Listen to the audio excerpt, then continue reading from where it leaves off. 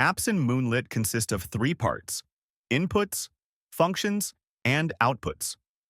We recommend starting with a template and customizing it to your use case.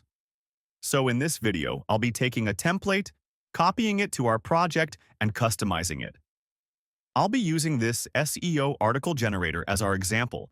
When you open it, you'll see the inputs on the left side and the output will be displayed on the right once it runs. This app consists of four inputs: topic, primary keywords, post type, and word count. We will click on the Clone App button at the top right. This will make a copy of it that we can edit. Here we see what's happening behind the scenes. The Functions section consists of three steps.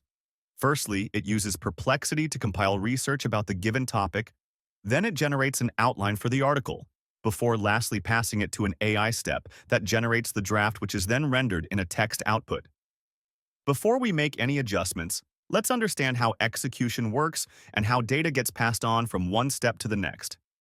As you may already tell, the execution happens sequentially from left to right, starting at the inputs, passing through each step in our logic, before finally mapping to the outputs. Sometimes, however, we want to run functions in parallel, so I can drag functions and put them under the same column.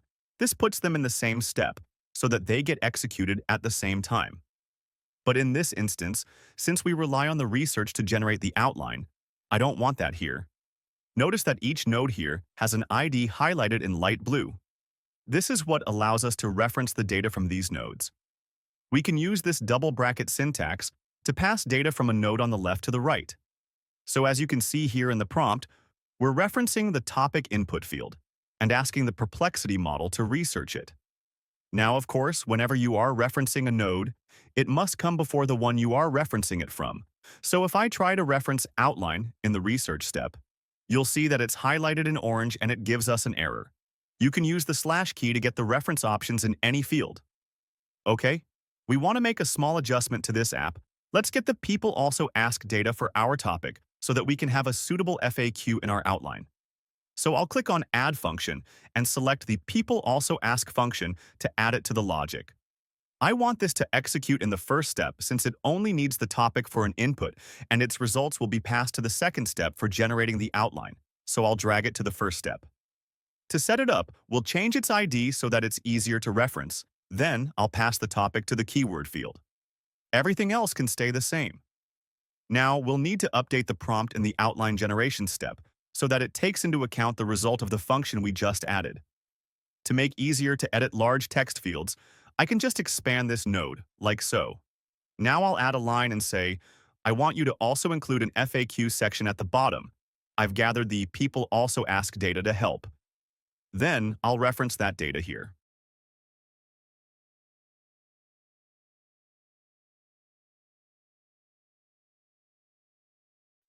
We are ready to test our app.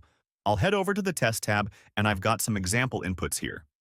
For the topic, we'll use How to Leverage Generative AI for Content. Set the keywords to Generative AI, SEO, Marketing. Set the blog type to How To, and run the app.